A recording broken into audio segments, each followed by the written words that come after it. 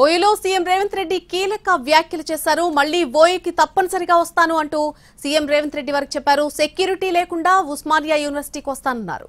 రేవంత్ అప్పుడు విద్యార్థులు నిరసన తెలిపినా సరే ఏమీ అనను అని వ్యాఖ్యానించారు. అలాగే రేవంత్ విద్యార్థులు అడిగేటువంటి ప్రతి ప్రశ్నకు కూడా సమాధానం చెప్తానన్నారు. అలా సమాధానం చెప్పేటువంటి చిత్తశుద్ధి నాకుంది. తప్పనిసరిగా నేను మళ్లీ వస్తా. ఈసారి ఎటువంటి సెక్యూరిటీ నాకు అవసరం లేదు అంటూ కూడా ఆయన కొన్ని వ్యాఖ్యలు చేశారు.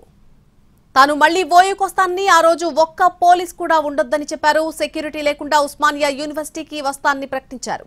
అప్పుడు విద్యార్థులు నిరసన తెలిపినా తాను ఏమీ అనన్నారు. విద్యార్థులు అడిగేటువంటి ప్రతి ప్రశ్నకు కూడా సమాధానం చెప్పే చిత్తశుద్ధి తనకి ఉందన్నారు రేవంత్ రెడ్డి.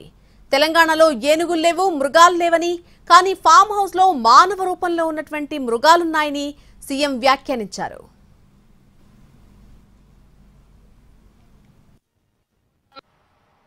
అబద్ధాల సంఘాలు ఉంటాయి, దానికి అధ్యక్షులు ఉంటారు, తండ్రి కొడుకులు. ఆ అబద్ధాల సంఘం అని చెప్పి అబద్ధాలను మీరు నమ్మకండి. ఈ అబద్ధాల సంఘము ఊరంతా వాట్సాప్ అని, సోషల్ మీడియా అని, ఆ మీడియా అని అడ్డగోలుగా సంపాదించింది ఖర్చు పెట్టి అబద్ధాలన్నిటిని కూడా అందులో పెట్టి ఈ మనం పిల్లలందరూ కష్టపడి సాంకేతిక నైపుణ్యంతో ఏఐ తెస్తే ఏఐ పెట్టి సెంట్రల్ యూనివర్సిటీ దగ్గర ఏనుగులు సింహాలు ఉన్నాయి, వాటిని మేము చంపుతున్నామని పెట్టారు. తెలంగాణలో ఏనుగులు అనేటివే లేవయా, సింహాలు అనేటివే లేవు. మానవ రూపంలో ఉన్న మృగాలు ఉన్నాయి, అవి ఫామ్ హౌస్లలో ఉన్నాయి. వాటిని నిర్బంధించడానికి వలలేయండి. మదర్ ట్రైన్లను బంధించడానికి గోతులు దవ్వండి.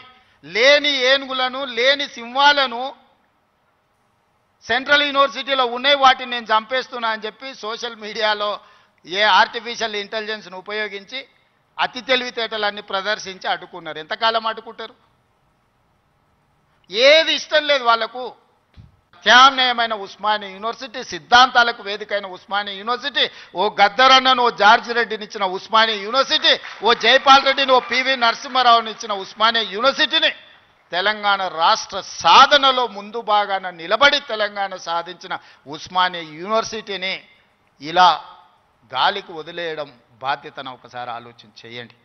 మళ్ళీ నేను వస్తా. ఠాగూర్ ఆడిటోరియం కాదు, ఠాగూర్ ఆడిటోరియం కాదు.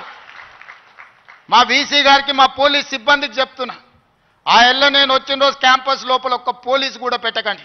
ఏ విద్యార్థులు ఏ నిరసన అయినా తెలపనియండి. నిరసన తెలిపే స్వేచ్ఛ కూడా వాళ్ళకి ఇద్దాం. ఆర్ట్స్ కాలేజ్ ముందు మీటింగ్ పెడతా, మీకు కావలసిన 100 కోట్ల నిధులు ఇస్తా. త్యామ్నాయమైన ఉస్మానియా యూనివర్సిటీ, సిద్ధాంతాలకు వేదికైన ఉస్మానియా యూనివర్సిటీ, ఓ గద్దరన్నను, ఓ జార్జి రెడ్డిని ఇచ్చిన ఉస్మానియా యూనివర్సిటీ, ఓ జైపాల్ రెడ్డిని, ఓ పివి నరసింహారావుని ఇచ్చిన ఉస్మానియా యూనివర్సిటీని తెలంగాణ రాష్ట్ర సాధనలో ముందు భాగాన నిలబడి తెలంగాణ సాధించిన ఉస్మానియా యూనివర్సిటీని ఇలా గాలికి వదిలేయడం బాధ్యతను ఒకసారి ఆలోచన చేయండి. మళ్ళీ నేను వస్తా. ఠాగూర్ ఆడిటోరియం కాదు, ఠాగూర్ ఆడిటోరియం కాదు. మా వీసీ గారికి, మా పోలీస్ సిబ్బందికి చెప్తున్నా, ఆ ఎల్ల నేను వచ్చిన రోజు క్యాంపస్ లోపల ఒక్క పోలీసు కూడా పెట్టకండి. ఏ విద్యార్థులు ఏ నిరసన అయినా తెలపనియండి. నిరసన తెలిపే స్వేచ్ఛ కూడా వాళ్ళకి ఇద్దాం.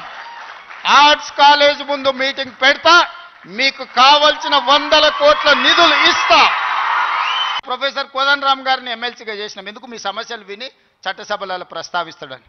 కుట్ర చేసి సుప్రీంకోర్టుకి వెళ్ళి కొట్టేపించారు. నేను మళ్ళీ చెప్తున్నా, సార్ 15 రోజులలో మళ్ళీ ఎమ్మెల్సీకి పంపుతాం. ఎవడడ్డం వస్తాడో చూద్దాం. ఎందుకంటే ప్రజాస్వామికంగా ప్రజల సమస్యల్ని ప్రస్తావించే వాళ్ళు చట్టసభలో ఉండాలనేది నా ఆలోచన. అలాంటి వాళ్ళను పంపించినప్పుడు వాళ్ళకు కూడా పదవి ఉండొద్దని సుప్రీంకోర్టు వరకు పోయి కోట్ల రూపాయలు పెట్టి పెద్ద పెద్ద న్యాయవాదులను తీసుకొచ్చి ప్రొఫెసర్ కోదండరామ్ సార్ని ఎమ్మెల్సీగా తొలగించారు. ఏం పైశాచికానందమేది? ఏం శునకానందం? సార్ ఒక్కడు ప్రొఫెసర్గా ఉంటే తప్ప, ప్రొఫెసర్ గారు ఎమ్మెల్సీగా ఉంటే తప్ప? మీ ఇంటిల్లి పాది మంత్రులు ఉండొచ్చు, ముఖ్యమంత్రి ఉండొచ్చు, ఎమ్మెల్సీలు ఉండొచ్చు, ఎంపీలు ఉండొచ్చు, అన్నీ మీ కుటుంబం ఉండొచ్చు. కానీ పొలిటికల్ చేసి చైర్పర్సన్గా పనిచేసిన కోదండరామ్ గారు ఒక ఎమ్మెల్సీ ఉంటే మీ దుఃఖమేందని అడుగుతున్నా. నా మీద తీటు ఉందంటే నేను అర్థం చేసుకుంటాను.